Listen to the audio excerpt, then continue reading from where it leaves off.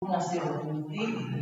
Prima di cominciare la seduta consigliare, intanto vi informo che la telecamera che riprende è quella del PC e quindi non sarà inquadra meglio dal tavolo della presidenza.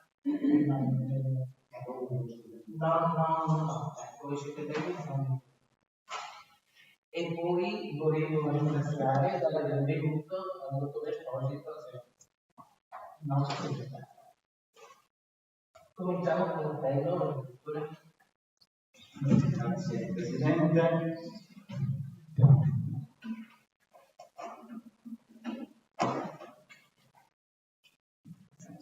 Simoni Daniela. Presente. Peperanti Leonardo. Presente. Clemente Lella. Presente. Occhi Serena. Presente. Ferrigato Maurizio. Presente. Corli Cinzia. Presente. Vigoni Stefano. Presente. Zaghi Elisa. Presente. Tosi Andrea. Presente. Astorfio Alberto. Presente. Cenanchi Egle. Presente. Loboni Francesco. Benini Alberto. Presente. Dichiaro aperta la seduta consigliare. Visto che nell'ordine del giorno non è previsto uno spazio per una voce per l'interrogazione e interpellanza, le facciamo durante le comunicazioni. Specifico però che durante le comunicazioni non c'è dibattito è sulle proposte. Voglio precisare perché l'altra volta c'è stato un po' così. Comunicazioni, qualcuno? Sì, io Presidente, prima di cominciare chiedo se non vuole passare da No, non faccio. No, chiedo scusa intanto insieme a lei, ma credo di poter interpretare il senso di tutto questo consiglio, soprattutto dei consiglieri dell'ex comune di Bella, comunque da parte del vecchio comune di Bella Colonna Centrale, nel momento di ricordare appunto che ha colpito in maniera pesante la comunità di Bella Centrale, la perdita di Carlo Luigi, persona integere, onesta, una grande professionista, uomo di famiglia, amico di tutti, che aiutava tutti, e questo rende naturalmente la nostra comunità sicuramente più povera da questo punto di vista.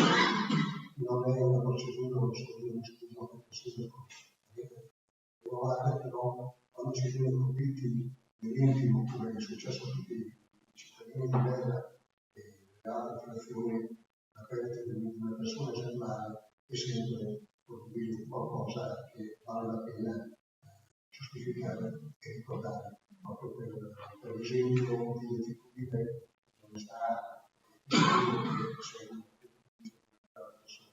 si rimane sempre più poveri. Tutto secondo il sindaco qualcosa. Grazie. Grazie a lei, consigliere. Io non sono né di Terra, né di Bologna né di Serravalle, però questo lutto lo sento particolarmente. Io vivo a Ruina, ma qui mi sento a casa. Con Maurizio, con sua moglie, con Roberta, è come aver trovato un'altra famiglia. E quindi sono particolarmente emozionata e colpita perché io ricordo una cena, eravamo in 4 e Roberta mi diceva è un periodo un po' difficile per me perché abbiamo un po' di difficoltà in famiglia. Sono passati pochissimi mesi da quella fase e la persona quindi mi dispiace particolarmente, Maurizio lo sa, e domani lo ricorderemo tutti insieme, perché è un punto che non colpisce solo la famiglia di Maurizio, ma colpisce tutti. Quindi Maurizio forte, noi siamo contenti. Io ringrazio il nome mio e a nome di tutta la famiglia di Gisele. Questo è un prodotto veramente molto grande. Scusate, ma è troppo. Grazie a tutti, a me e a tutta la comunità. E questi giorni veramente c'è stata molto difficile.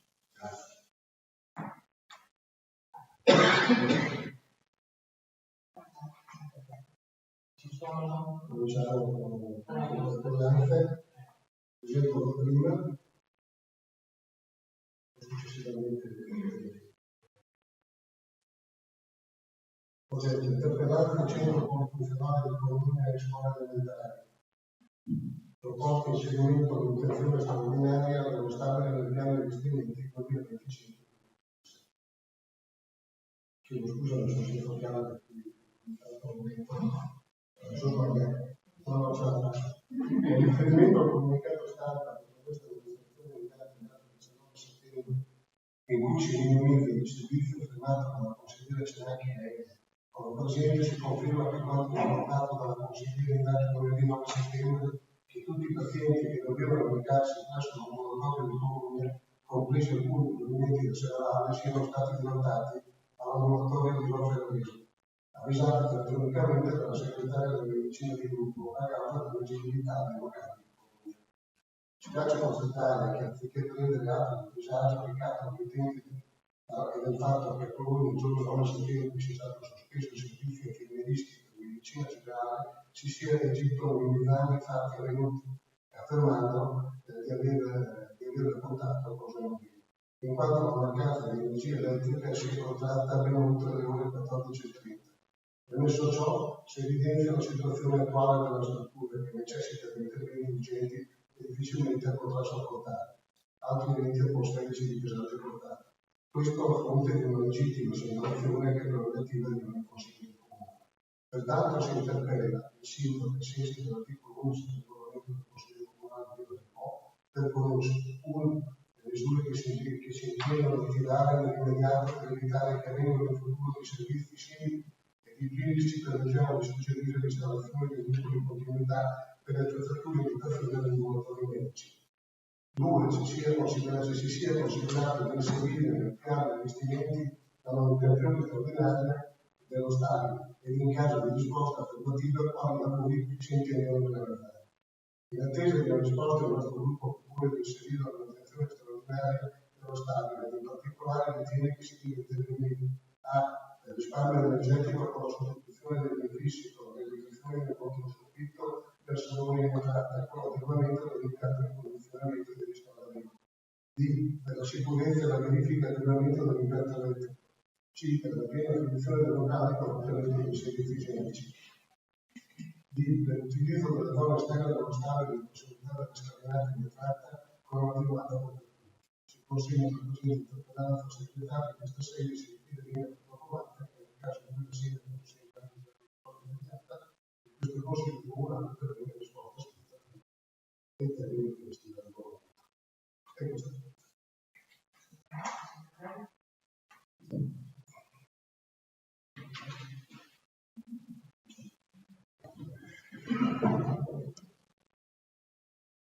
Interpellanza copertura in cemento amianto dell'immobile ex albergo Roma situato in Roma Ferragosto.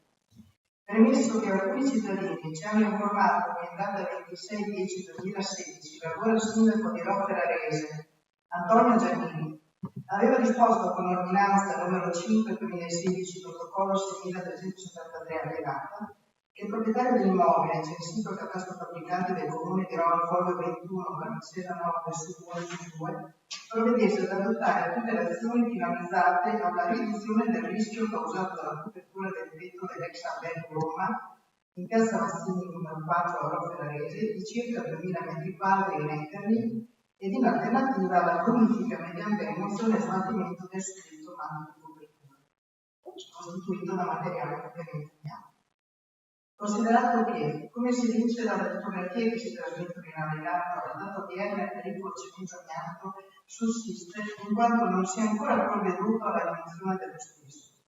La situazione è ulteriormente peggiorata, in quanto risulta che alcuni fogli di Ethernet si siano staccati, probabilmente a causa delle forti intemperie, e non si sa nemmeno dove siano finiti. Ricordiamo che i rifiuti di amianto sono considerati rifiuti speciali tossici e nocivi. Sono trascorsi diversi anni dalla richiamata ordinanza e la continua esposizione ai livelli atmosferici che si effettua a Versiglia ha probabilmente provocato erosioni e volatilizzazione di particelle di cemento amianto che sappiamo essere pericolosissime per la salute pubblica ed ambientale. Si interpella il sindaco ai sensi dell'articolo 11 del regolamento del Consiglio Comunale di Valle per conoscere le misure che si intendono adottare nei confronti del proprietario dell'immobile per risolvere il grave problema segnalato con la presente, affinché in tempo possibile si provveda alla redazione e allo smaltimento del spirito bianco nella tutela della salute pubblica e a salvaguardia dell'ambiente, come previsto dalla legge 157/92 del decreto ministeriale attuativo del Ministero della Sanità del 6 settembre 1994 e dal decreto legislativo 152/2006 testo unico ambientale. Si consegna la presente interpellanza al segretario di questa sede e si richiede che il protocollato nel caso di che il sindaco non sia in grado di dare risposta immediata al Consiglio Comunale pervenga risposta scritta tramite PEC nei termini previsti dal regolamento. Io ci sono allegate sia l'ordinanza. Posso oppure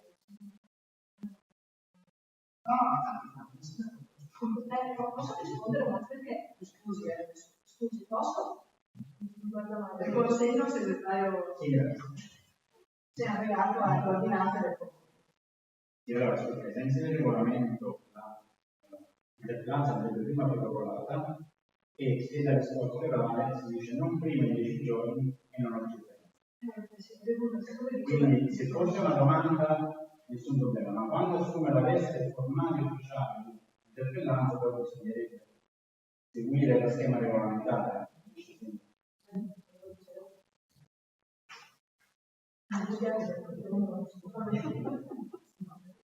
Abbiamo l'ultima che legge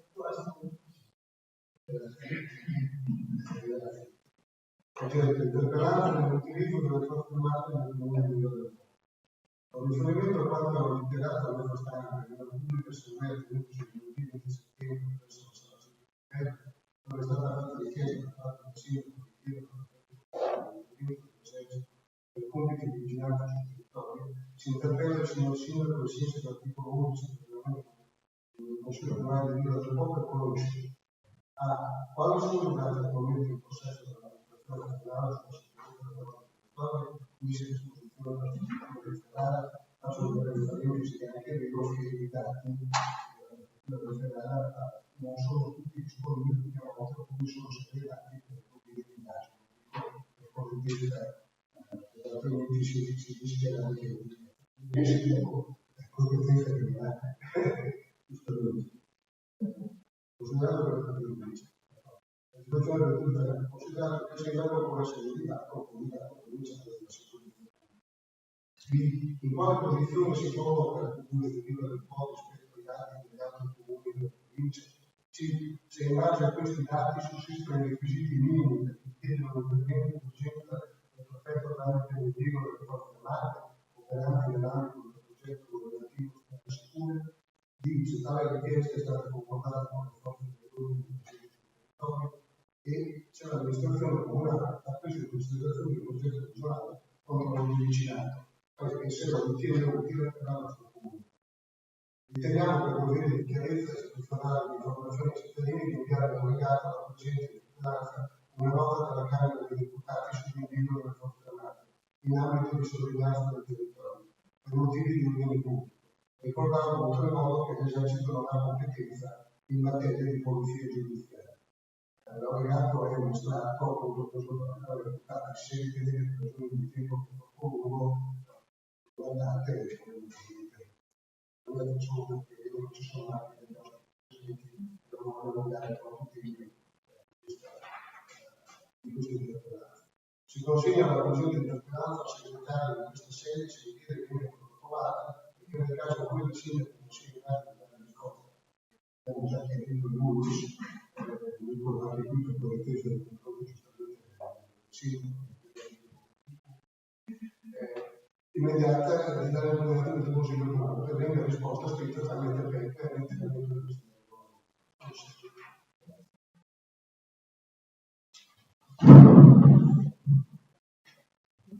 Ci sono altre comunicazioni? Possiamo passare al punto 2 allora. L'approvazione verbale della seduta precedente.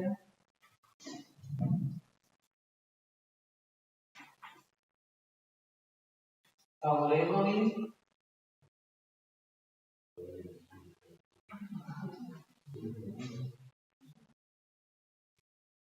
Contrari? Astenuti? Solo perché non seguono il Sono.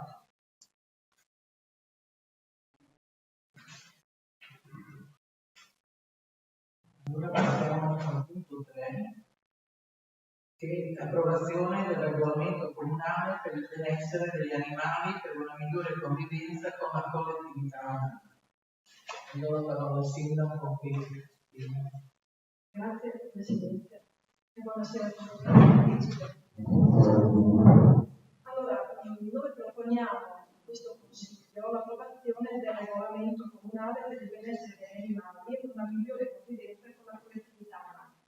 Per il semplice motivo che Riva del Po, dopo 5 anni dalla sua costituzione, ancora non ha un regolamento di questo tipo.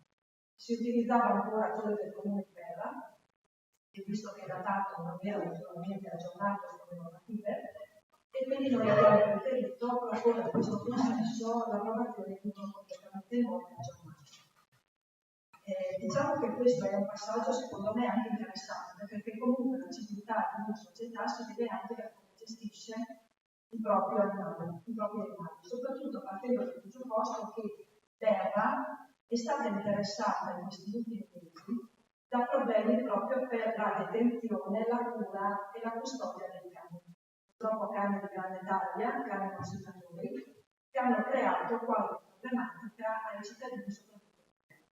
Non pensiamo che un regolamento, semplicemente una serie di norme, possa contenere un mal comportamento di certi proprietari, ma sicuramente le norme di riferimento saranno importanti nella procedura poi di deterrenza di questi comportamenti. Avete anche notato che nel regolamento non parliamo di nutrie. Le nutrie sono un problema molto importante per il nostro territorio, soprattutto per i canali. Noi abbiamo una rete di canali molto importante, soprattutto per i nostri argini, abbiamo 55 km di argine e questo diventa un problema molto importante per la tenuta del nostro territorio. Mi sono permessa di invitare la Coldiretti, ed è qui rappresentata dal direttore Alessandro Bisotti e da Paolo Perotti della Coldiretti. Io chiederei al dottor Bisotti se mi raggiunge a tavolo e così si può parlare, perché Coldiretti sta facendo una campagna molto importante sulla gestione della nutria del nostro territorio. Magari ci può dare qualche informazione utile che il nostro regolamento per competenza non poteva dare. Mi sono specificato. Allora, credo che mi sentiate, no? Intanto grazie Sindaco, grazie all'amministrazione comunale per la sensibilità. Ci eravamo incontrati con il vice sindaco che la memoria non mi tradisce nell'occasione in cui insomma, siamo andati un attimino a dare un po' contezza anche al nostro prefetto a Ferrara, dove effettivamente abbiamo così dato un attimino cenno a quello che poi è il problema che lei, il sindaco, ha assolutamente descritto. I 55 chilometri sono sicuramente una situazione sulla quale sono ognuna, quindi lei capisce che cosa vuol dire anche curare il territorio. Al di là di questa situazione qui, che quindi credo che la sensibilità dell'amministrazione del comune siano assolutamente condivise, proprio per la sicurezza di tutti, perché poi creare gallerie dove poi non si pensa che ci siano gallerie possono provocare incidenti che delle volte si possono così ridurre al solo fatto economico, perché dal Trento oppure insomma, si può imporre la situazione più speciale. Però il mio intervento vuole essere insomma veramente anche di gratitudine. Credo che sia di stimolo anche per le altre amministrazioni, perché quel giorno se il vice sindaco di dare ragione, insomma erano presenti tutti i comuni del territorio. È un problema grande perché devo dire, perdonatemi, con tutta la sincerità, è un animale che purtroppo intanto ad un agricoltore che fa del proprio lavoro il proprio reddito e il sostegno per la propria famiglia, crea il 30-40% di danni. E voi capite che in queste situazioni qua, avendo una condizione per la quale il proprio lavoro, oltre a non essere remunerato dai mercati, è anche falcidiato dalle nutrie, diventa difficile fare poi il reddito e quindi rimanere nel tempo. Il grande paradosso, la grande, contraddizione è il fatto che l'agricoltore non può chiedere neanche il danno per il danno provocato. Per quale motivo? Perché la nutria è un topo. Equiparato a un topo. Non esiste un piano di controllo, perché la nutria è fuori dall'attività produttiva. I cinghiali è un'altra cosa. I piccioni sono un'altra cosa. La nutria, perdonatemi la franchezza, se uccidete un topo in casa vostra, nessuno vi può venire a dare ragione o torto di quello che avete fatto. Gli agricoltori da un po' di tempo si trovano nella situazione che oltre al danno hanno anche la beffa. Quindi che cosa chiediamo noi? Ci sono stati dei comuni che sono stati talmente sensibili, hanno fatto delle ordinanze, le ordinanze vengono impugnate a ragione o torto dagli animalisti. La legge dice che la nutria dovrebbe venire eradicata totalmente. Ecco, noi, la Coldiretti non vuole arrivare ad una situazione di costrizione assolutamente che si debba eradicare, però sicuramente avere dignità e rispetto del lavoro degli agricoltori, questo ci sembra una situazione che dobbiamo chiedere con forza, proprio per le difficoltà che ci sono nel fare reddito, nel rimanere nei territori e certe volte nel fare veramente i custodi dei territori.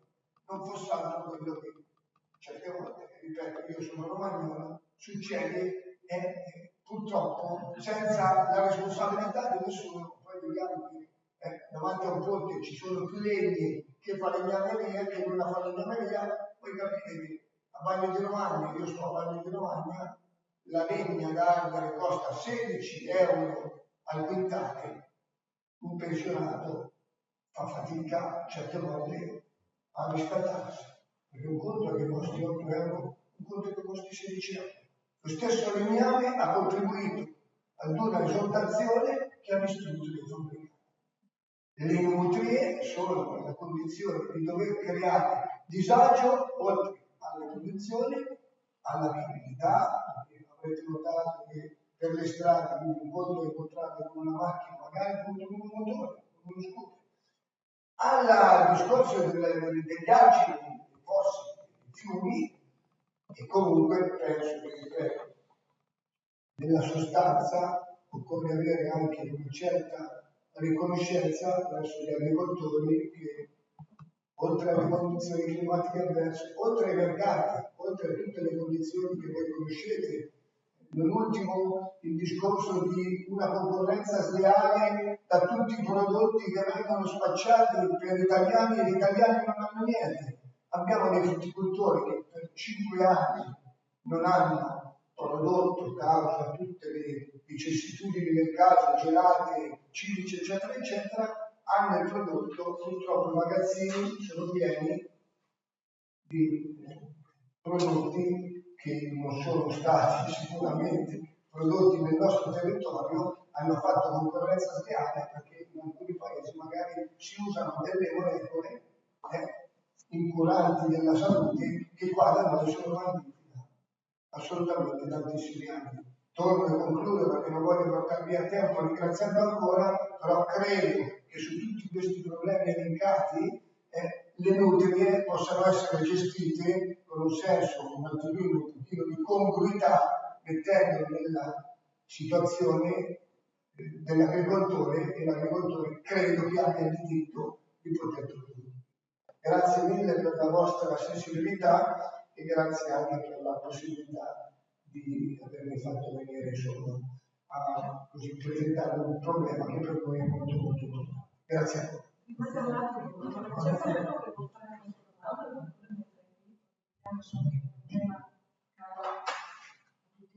Se qualcuno vuole fare una domanda, non diciamo la presenza del dottore con noi oppure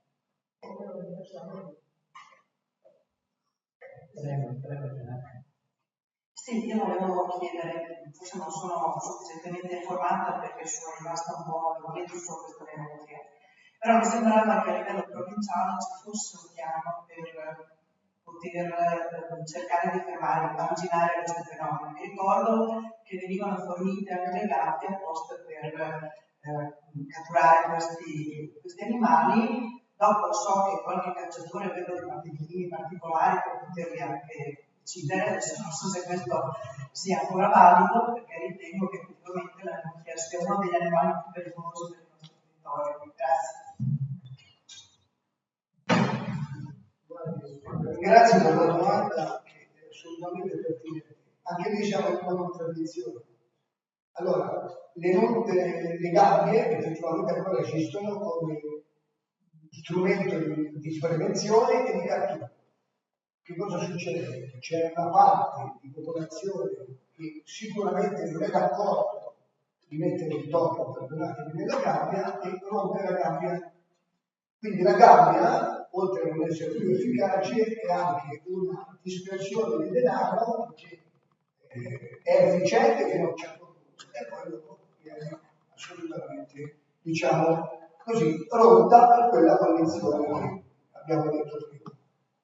Noi sicuramente condanniamo l'atto, poi dopo la libertà di pensiero, eccetera, eccetera, viene assolutamente rispettata. Però anche qui, cioè, voglio dire, insomma, la nutria per non creare danno occorre che sia comunque abbattuta. Sa, ci sono stati anche delle volontà di usare altri metodi, quella per esempio di sterilizzare. Ecco, ma contate, nella provincia di Ferrara ci sono 2.500.000 nutrie, ma contate. Quindi mettersi nella condizione diventa un problema grande, sterilizzare. L'ultima provocazione che ha fatto, che ha legittimità, è quella del fatto, ha tutte le ragioni. Non esiste piano di controllo perché non ci vuole, non è un'attività migratoria, dovrebbe essere la provincia. La provincia, io non posso mettermi nella condizione di dare responsabilità su cose che non conosco, però quando io vado a presentare un attimino un po' la condizione di dire aiutatemi in provincia, il personale è quello limitato, eccetera, eccetera. Se facciamo una cosa, non facciamo l'altra. Probabilmente ci sono delle priorità che sono molto più importanti della nutria, dobbiamo essere certi noi, però è sempre il nostro agricoltore purtroppo che ha quel problema ed è un problema che non si risolve da anni. Devo anche aggiungerle, perché mi dà la possibilità, noi non è che chiediamo la luna, però chiederemo che ognuno faccia il proprio. Allora, ci sono delle zone che sono un attimino un pochino più, diciamo così, popolate. Insomma, facciamo un'azione straordinaria, sempre nella legittimità. Una cosa che vorrei mettervi all'attenzione, perché siamo arrivati a 2.500.000? Perché il momento a noi ci ha confinato, perché avevamo il Covid e dovevamo stare a casa. Le nutrie, considerate che il primo parto poi riesce nella stessa annata a produrre prole. Quindi c'è stata una espansione esplosiva perché la gente non girava, giustamente. Allora, in situazioni di emergenza, almeno bisogna che ci siano momenti in cui si fanno delle azioni che possano riportare poi quella che è stata sempre il rapporto tra agricoltori, le attività venatorie, quindi i cacciatori, e anche quelle ambientaliste. Oggi, purtroppo, l'ambito dell'agricoltore è quello più debole, perché 2.500.000 ma contate, voi capite che insomma, si possono incontrare in qualsiasi momento, possono provocare qualsiasi danno, eccetera, eccetera. Questo è quello che chiediamo. La ringrazio anche per le puntualità. Ci sono altri interventi? Passiamo alla votazione.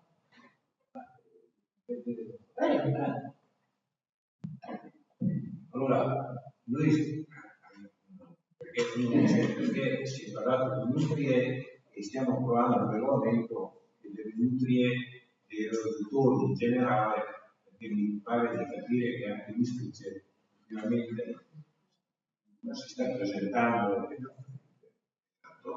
e quindi non è solo questione di i roditori in questo regolamento che noi stiamo andando ad approvare non sono contemplati.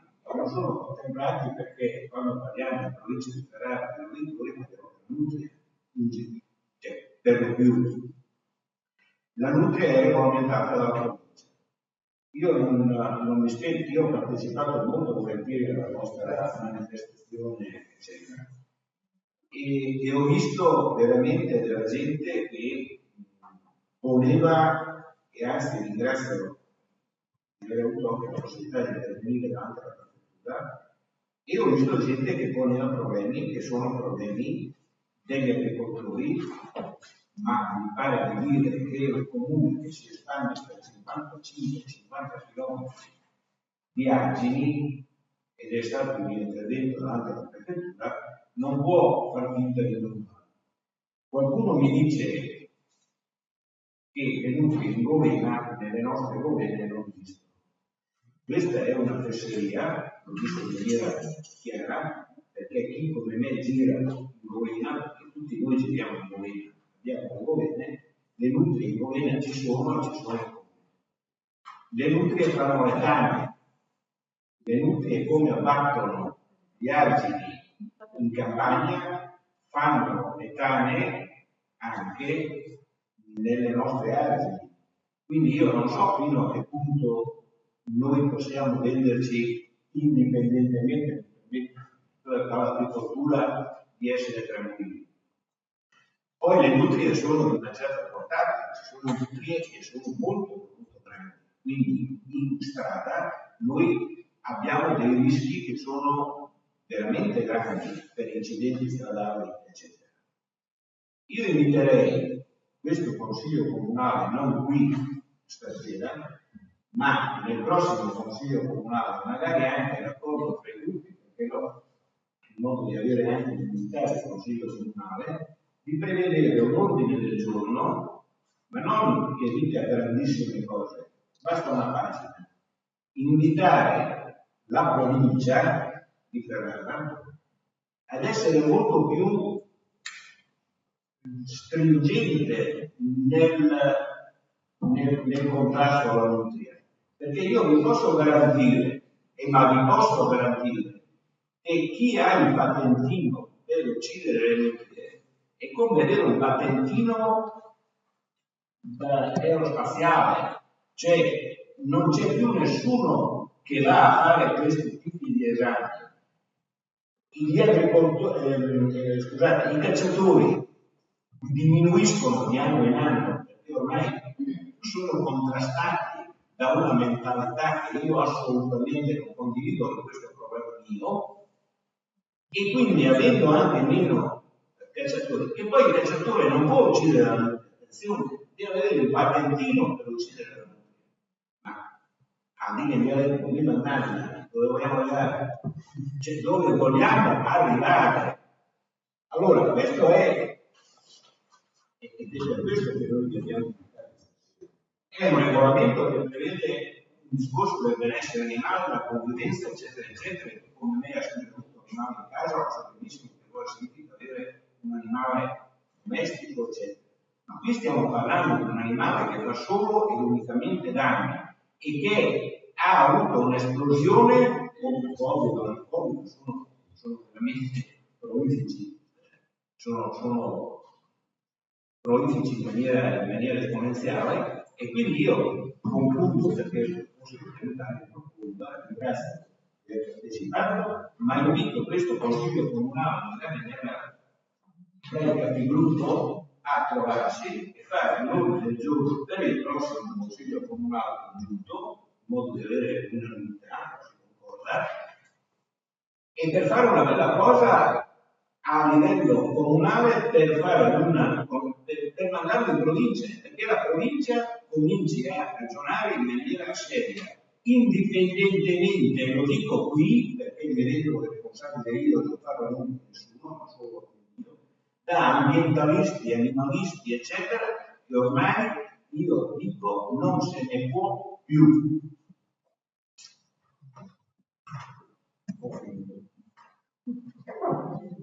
Allora salutiamo tutti.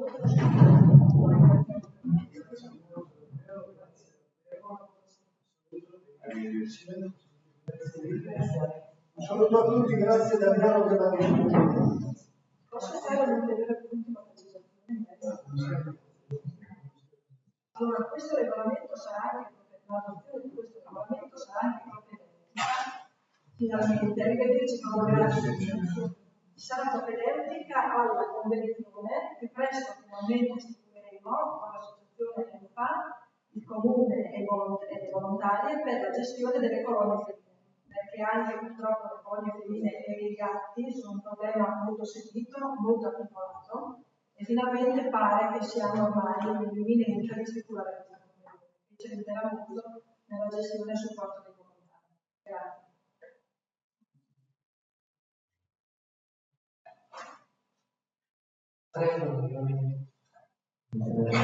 Sì, grazie Presidente. Io vorrei fare una dichiarazione di voto riguardo questa regolamento comunale. Penso che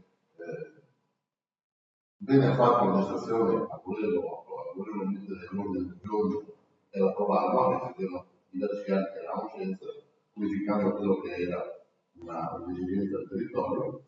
E colgo quell'occasione per dire che io sono molto d'accordo con quello che dice il Sindaco. Penso che anche il suo gruppo sia d'accordo in quello di cercare di aiutare la provincia, fare comune, facendo come del giorno riguardo proprio il governo veramente importante ed è anche diventato molto pericolosa per quanto riguarda la circolazione delle nostre strade. I giorni si vedono la dichiarazione di voto penso che il nostro gruppo sarà favorevole all'approvazione di questo lavoro. Grazie Presidente. Anch'io ho la dichiarazione di voto.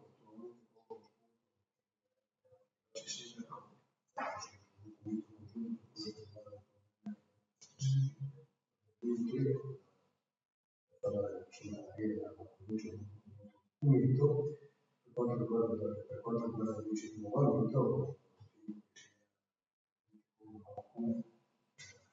per alcuni anni, visto che era stato adottato per quanto proprio diciamo esigenze anche di bilancio soprattutto può essere certo che poi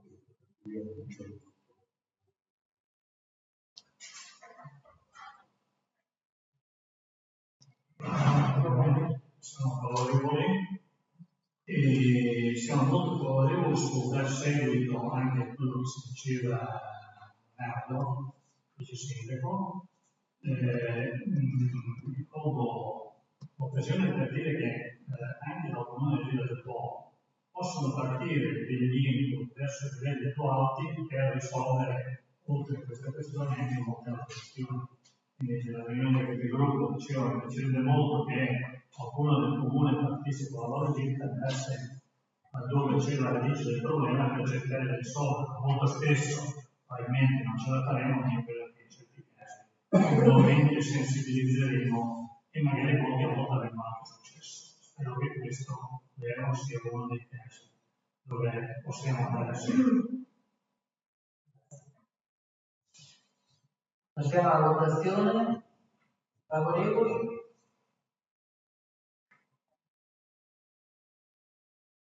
Contrari? Astenuti?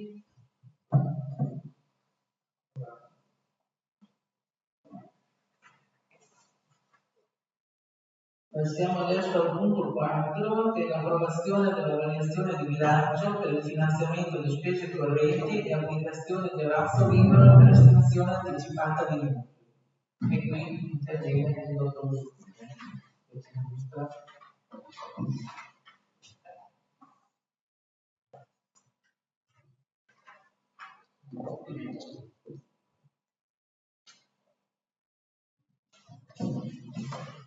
Buonasera. La versione che viene presentata nasce essenzialmente dall'esigenza di applicazione dell'avanzo libero e di finanziamento di un'operazione che è l'estensione anticipata di qualificarsi dei nostri prestiti. Punto che troveremo successivamente, che andremo a discutere successivamente, ma comunque vi dico che appunto la variazione propone l'applicazione dell'avanzo libero per 1.300.000 euro che serve a estinguere l'utile per 950.000 euro e al pagamento di oneri finanziari per l'estensione anticipata di 80.000 euro. Insieme a questa priorità sono poi state inserite alcune modifiche di entrata di spesa per un valore abbastanza contenuto. Il totale complessivo dell'entrata di spesa è di 8.611. In particolare però abbiamo un incremento di IVU per relativo al controllo di 10.000 euro, una riduzione del rimborso spese dei lavori comuni di 15.000 euro, alcune altre aumenti di entrata per quanto riguarda l'assistenza scolastica, la concessione di profili e il cambiamento patrimoniale di 5.000 euro ognuno. A fronte di questo abbiamo una tale variazione di spese, a seguito di una riduzione di spese per trasferimento comuni di 46.460 euro che ci è stato comunicato da noi 4 giorni fa e che fa sì che vengono abbattute le quote che continuano a pensare all'unione nel corso del 2024. A fronte di questa diminuzione, però, ci sono aumenti di spese che riguardano il trasporto scolastico, i mezzi, l'acquisto liberi, i servizi cimiteriali e la gestione automatica delle soluzioni di verità con un importo molto più contenuto. Per quanto riguarda la parte del piano di investimenti, ci sono due voci di entrata che aumentano, che sono il contributo regionale per vedere architettoniche per 5.091 euro, che viene destinato appunto al ristoro del rimborso dei privati che hanno fatto domande e che hanno fatto interventi di vedere architettoniche e l'organizzazione dei corpi di società partecipate per 1.321 euro che viene destinato all'acquisto di oltre a questo poi si aggiunge una variazione relativa alla ridefinizione che è in corso del piano istituzionale dell'ente. Come sapete l'amministrazione è appena stata eletta e quindi ha provveduto a fare una definizione delle necessità rispetto al piano istituzionale dell'ente e ha verificato che a fronte di alcune cessazioni che sono state nel corso degli ultimi mesi si rende necessario procedere con alcune assunzioni, in particolare un'assunzione nel settore demografico che è prevista, ma poi due assunzioni nel settore tecnico, un'assunzione per un tecnico, quindi per un dipendente di categoria C tecnico nel settore a fronte di due cessazioni e la soluzione di un operatore. Questa operazione ha fatto sì che si è dovuto andare a modificare il bilancio di previsione per appunto gli stanziamenti relativi ai prossimi 3 anni e quindi c'è una variazione che è effetto sull'anno 2024, 25 e 26 che è la durata del bilancio attuale. Questa operazione produce riduzione di spesa che vengono destinati per quanto riguarda il 2024 per 20.000 euro al trasferimento comunitario per la segreteria condizionata perché andremo dopo questo punto ad approvare la convenzione per la segreteria e una destinazione di 25.300 euro nel 2024 a fondi di riserva. Per quanto riguarda il 2025 e il 2026 analoga riduzione di spesa, 50.000 euro che vengono destinati a fronte di questa riduzione di spesa personale per la segreteria commerciale con il comune di Campano, 29.000 euro al fondo di riserva, 30.000 euro spese di trasporto scolastico e 40.000 euro spese di manutenzione del verde. Nel 2026 si modifica di 10.000 euro per la spesa di trasporto scolastico a 40.000 e diminuisce la quota del fondo di riserva che è di 9.037. Chiaramente questi sono stanziamenti che fanno riferimento al bilancio vigente e che quindi nel 2025-2026 potranno modificarsi a fronte della presentazione del nuovo. Questa è la composizione della posizione.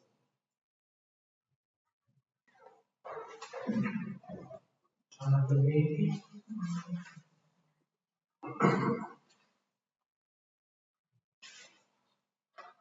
Siamo alla votazione?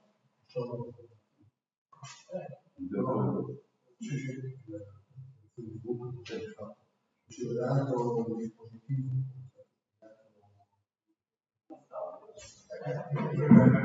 alza voce, considerato il dispositivo come è stato spiegato, ritengo che la norma sia importante perché interviene su una serie di servizi anche per il funzionamento dell'ente che sono anche servizi della cittadinanza. Per quanto riguarda poi i singoli punti, risponderò successivamente, ma è evidente che molto favorevole che no, questo dispositivo di bilancio poi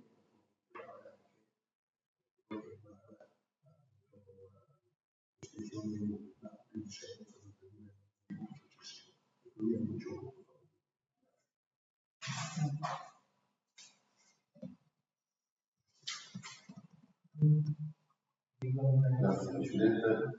Io faccio la dichiarazione di voto, il gruppo di Po sarà favorevole del bilancio e voglio sottolineare anche il fatto che si cominciano già a vedere le cose, alcuni aspetti di gestione della macchina amministrativa diversa da quello che è stato.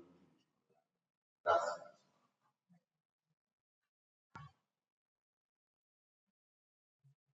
Prego. Noi siamo favorevoli, così come nella prima gruppo abbiamo un'unica capacità finanziaria praticamente gestione del sistema. Passiamo alla votazione, favorevoli? Contrari? Astenuti? Adesso dobbiamo l'immediata esecutività della vendita. Favorevoli? Contrari? Astenuti?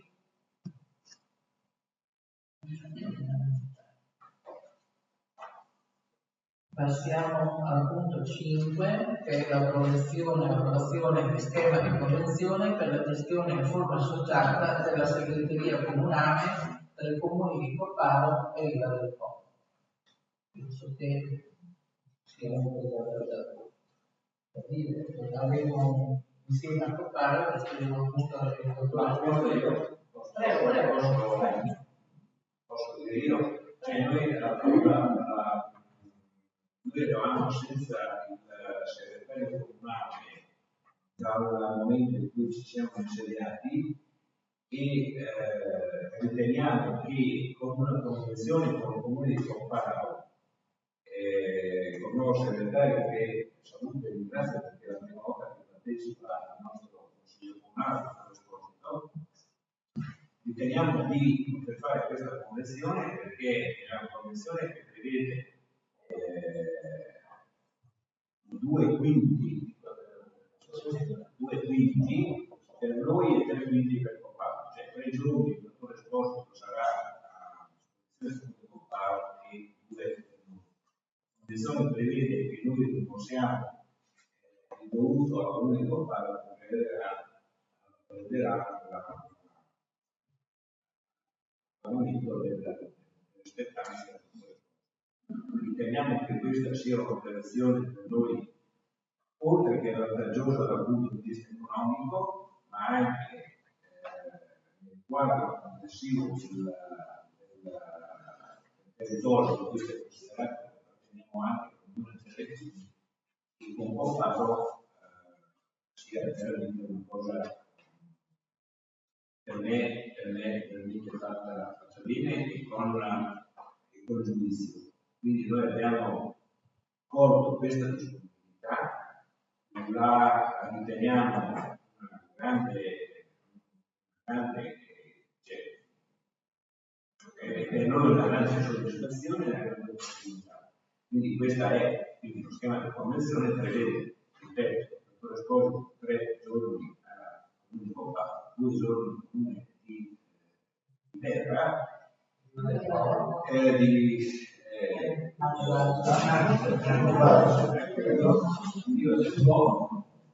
quindi ripeto, stiamo solo grande soddisfazione di questa opportunità che veramente ci ha soddisfatti e credo sia da condividere. Posso aggiungere soltanto proprio all'intervento del vice sindaco, perché noi abbiamo considerato il dottor Esposito talmente capace, talmente in gamba che lo abbiamo voluto anche all'interno del comune. Quindi non solo telefonico Coppa un giorno qui, ma anche nel contenitore del comune di Adelfino. È un contenitore per noi importante perché ci viene associati e quindi il libro che stiamo tentando di organizzare al piano più alto, io la vicina di tanto la faccio da faro, per cercare di migliorare anche un organo sovraordinato e secondo me la ricaduta sarà importante e notevole anche nel nostro territorio. Abbiamo un unico sistema giuridico che ci aiuterà a riorganizzare non solo l'unione dei comuni ma anche i conseguenti comuni di territorio.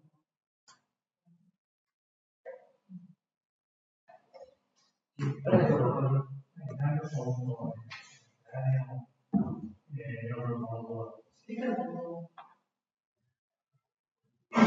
sono il segretario che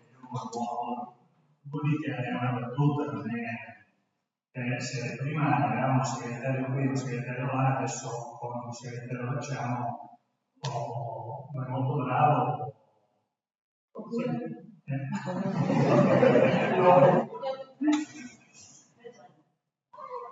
Lo scopriremo solo di più. Dicevo già questo. Posso? Intanto saluto il segretario che conosco da molto tempo e posso confermare che è molto bravo e anche una splendida persona. Ritengo che siamo fortunati ad averlo qua.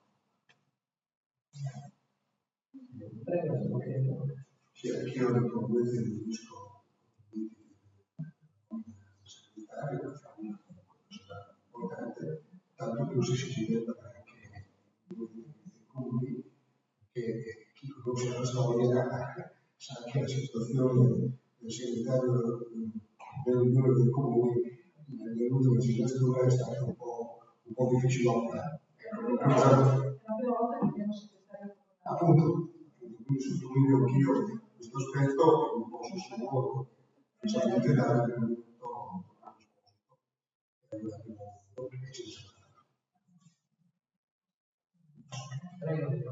Grazie Presidente, anche il gruppo del Po saluta il nuovo segretario e ringrazia anche per aversi preso il compito di venire del Po.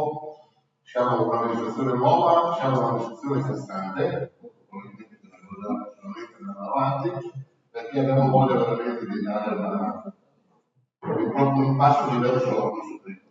Piano piano si scoprirà tutte le cose che dovremo fare. Voglio anticiparle ieri. Ringrazio ancora e le auguro buon lavoro e benvenuto fra di noi a vedere.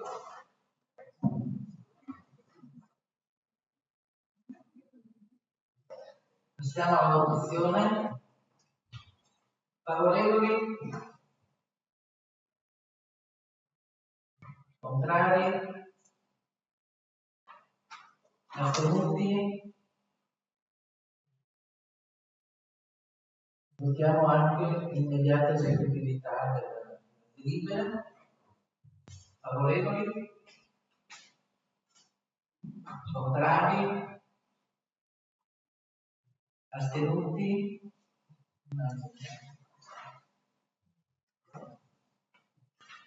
Passiamo all'ultimo punto, che è l'estensione anticipata di mutui concessi dalla Cassa dei Depositi e Prestiti, approvazione dei mutui da estinguere. E qui sempre il dottor Zucchini ci illustra. Sì, come dicevo prima, abbiamo adottato una variazione da 1.300.000 euro che appunto si rende necessaria per il finanziamento di un'operazione di estensione anticipata dei mutui. Come operazione appunto abbiamo a proporre l'estensione anticipata dei mutui per l'estensione anticipata di 9 mutui che hanno un debito residuo in un valore attuale di 951.156,19 euro. Questi mutui sono mutui che sono stati negoziati nel 2020 e che hanno quindi una validità che arriva fino al 2040 fino al 2044, quindi abbiamo in alcuni casi 16 o 20 anni ancora di pagamenti. Perché avremo avuto 16 o 20 anni di pagamenti da fare. Per l'operazione di estensione anticipata, la Cassa dei Depositi e Prestiti richiede un indennizzo che vale al 1,08% del capitale che si va a estinguere, che corrisponde a 79.391,27. L'operazione consente quindi di ridurre il debito residuo che noi abbiamo di 950.000 euro, ma soprattutto consente di abbattere la rata futura dei mutui di 1.151.238,70 euro. Questo vuol dire che a fronte del capitale di 251.000 euro che si deve abbattere, ci sarà la riduzione del pagamento di interessi futuri per 550.082,21 euro. Da questo pagamento anche la bontà finanziaria dell'operazione. E in particolare, per quanto riguarda le singole rate, si ha una diminuzione di rata complessiva dei mutui dal 1 gennaio 2025 di 75.362 euro annui. Rata complessiva per capitale e interessi. In sede di confronto è stata chiesta anche una valutazione sul valore del nostro debito residuo rispetto ai confronti di Cassa dei Depositi e Prestiti, e quindi posso dire che noi al 31 2023 avevamo un debito residuo mutui pari a 5.683.000 euro. Quindi con questa operazione andiamo a estinguere 950.000 euro. Avevamo quindi una rata annua di oltre 400.000 euro che verrà abbattuta e in particolare andiamo a pagare una quota di interessi superiore attualmente alla rata capitale, proprio perché è stata fatta un'operazione di rendicontazione che è stata l'ultima di una serie nel corso del 2020, quindi abbiamo tutti i mutui tedeschi che pagano tassi di interesse che vanno dal 4,5 a oltre il 5%.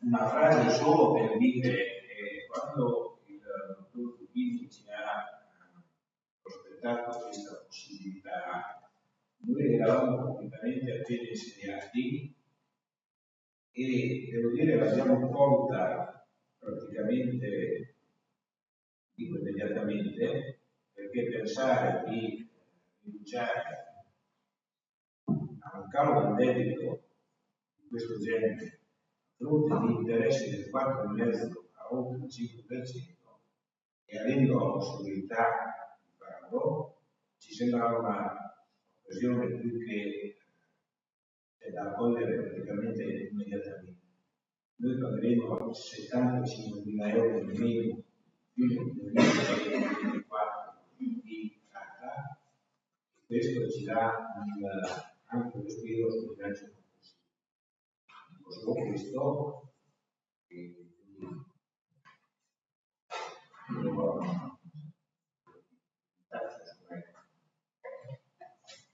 Ci sono interventi?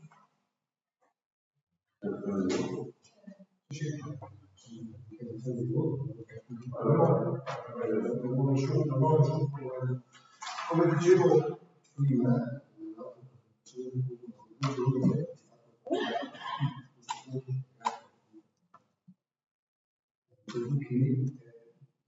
io esprimo un voto favorevole per il fatto che ritengo che sia una tradizione che all'inizio di legislatura evidentemente ci si guarda, ci avevamo guardato anche noi nella precedente, le distinzioni naturalmente dei gruppi è un'operazione che ha davvero il costo della penale, della pagata sul flusso, ma è anche vero che libera risorse sul bilancio pubblico. È un'operazione di atteggiamento commerciale che credo qualsiasi amministrazione o qualsiasi amministrazione all'inizio della legislatura attualmente si impone o comunque ritiene di doverlo fare. Non ho capito quanto, allora io non sono un lavoro di numeri, per cui rischierei di dire delle novità, però quanto libera sulla spesa corrente questa operazione, se si può sapere, e probabilmente poi questo dà anche la possibilità, come si diceva prima, che sul piano assunzionale, la spesa corrente, di poter intervenire a sopperire quelle che sono state appunto le decisioni di che hanno deciso di andare a lavorare dall'altra parte, non so, per quello che siamo ancora facilmente in questi ma questo consente di dare risposte alle operative appunto uffici e tempi limitati per cui ripeto, non guardate come se fosse un controllo sto dicendo che sono operazioni è giusto provare. Poi dicevo che lo sta dicendo questo qua.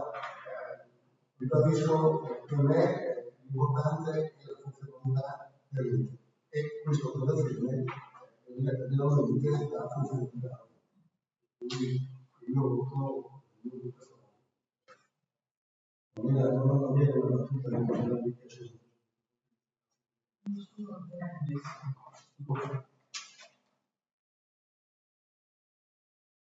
Sono una battuta per rispondere al gruppo. Credo che questa operazione sia un'operazione non solo buona per quello che ci si vuole, ma anche perché non impegnerà le future amministrazioni dei costi e degli impegni importanti. Io spero tanto che la prossima amministrazione sia governata da questo gruppo e quindi è un'operazione che abbiamo fatto per noi e anche per tutti i cittadini.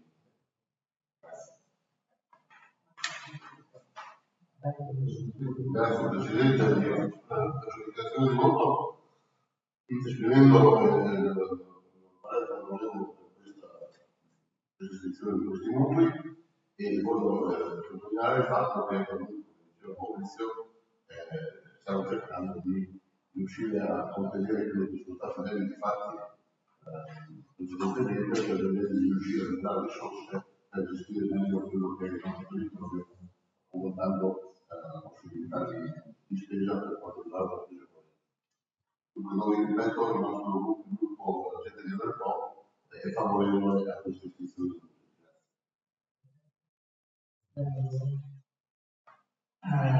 La mia perplessità sorta dalle riunioni di gruppo era matematica, cioè dicevo che spendiamo 151.000 a fronte di una spesa di 1.030.000, mi sembra più 79 e matematicamente facevo fatica.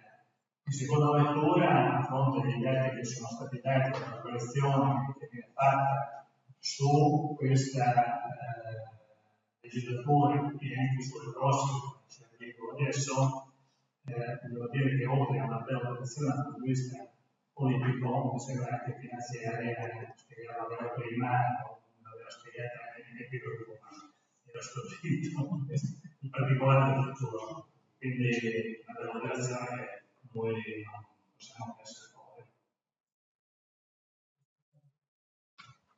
Passiamo ora alla dichiarazione di voto, votiamo. Favorevoli? Contrari? Astenuti? Votiamo adesso l'immediata esecutività della legge. Favorevoli? Contrari? Astenuti?